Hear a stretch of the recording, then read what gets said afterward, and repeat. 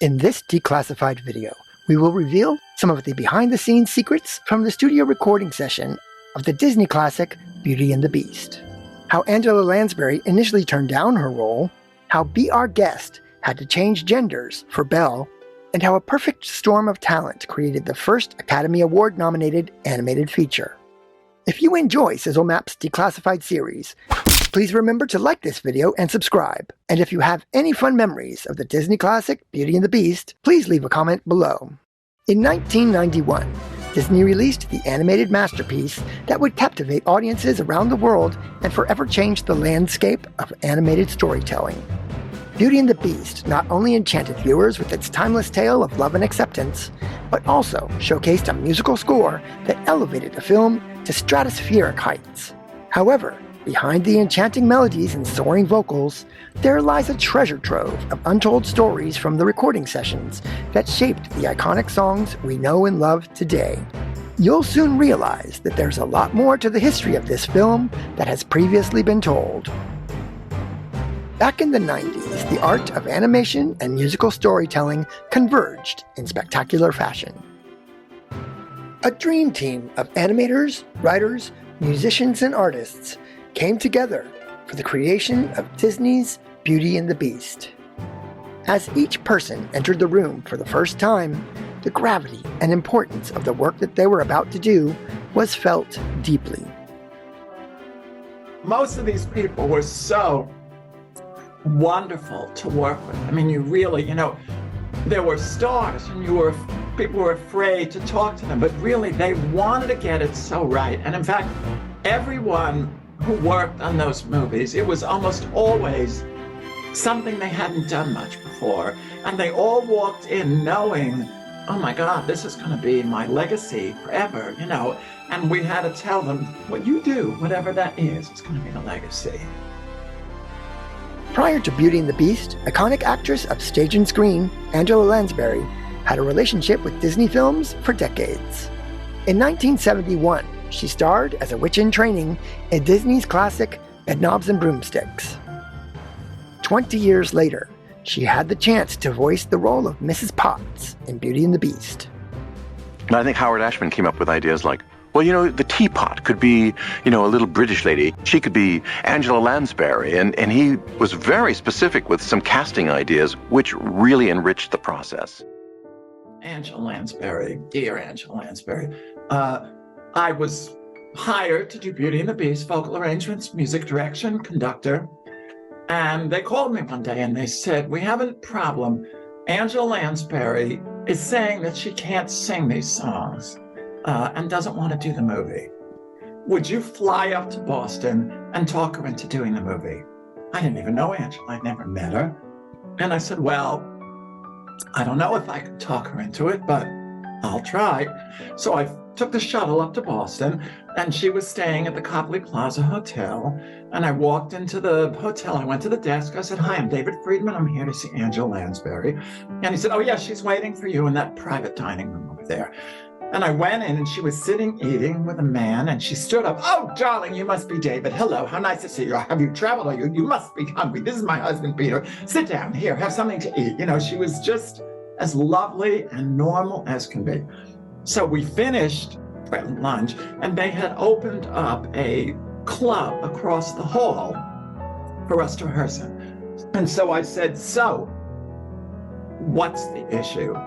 And she said, I can't sing these songs. So I said, all right, sing it for me. So she sang and I said, you sound great. I could give you a few technical pointers. And she said, oh, darling, I don't have any technique. I don't know how to sing. I don't know what I'm doing. Angela Lansbury. And I said, okay, Angela, what's the issue? And she said, these are pop songs. I can't sing them. And I went, oh.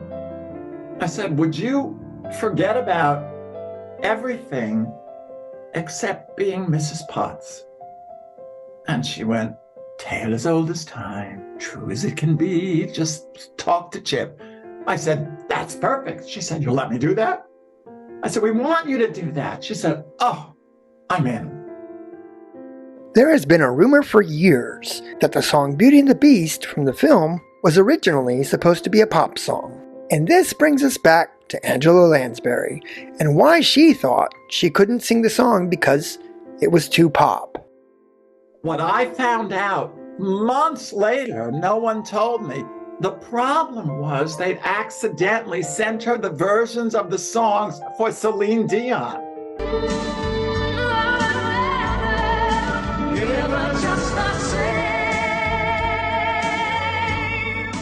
So she got this big pop tempo and she thought, I can't sing like that. But I didn't know that until much later. Even with all of the voice actors in place, the script and the story were still evolving.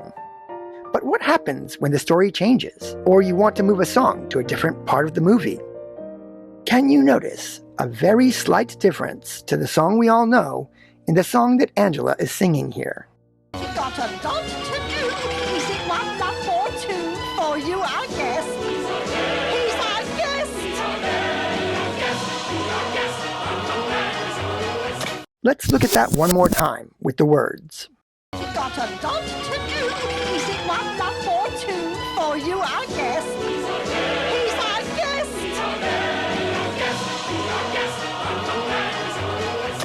Well, we did the movie Beauty and the Beast. We had 16 singers, and they sang 16 times over. So you have a chorus of 256 people, essentially. But there were just 16 people. We killed them. And so, an interesting story, Be Our Guest was originally sung to Maurice. And so, when they changed the script so that it was sung to Belle, there was one moment in it where we had said, the whole chorus said, he's our guest. And it was now to Belle. So when you do a chorus, you call them in, you pay them for an entire day, a flat fee, 8 hours.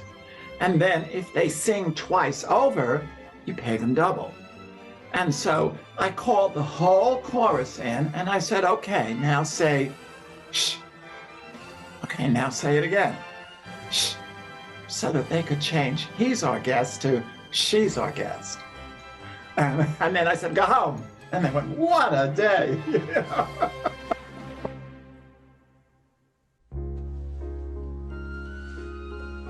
Regardless of the challenges that took place in the studio, in the end, the project came together to give Disney fans a perfect film.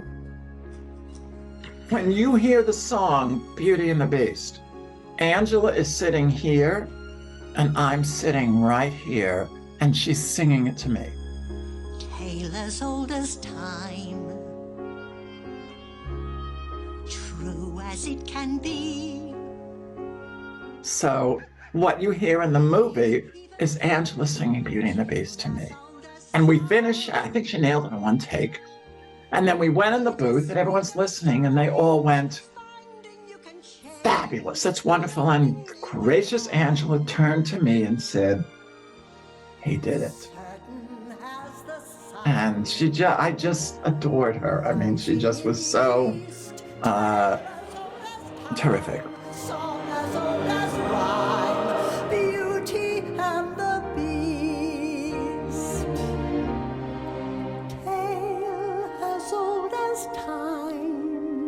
Song as old as rhyme, Beauty and the Beast. Into the cupboard with you, Chip. It's past your bedtime. Good night, love.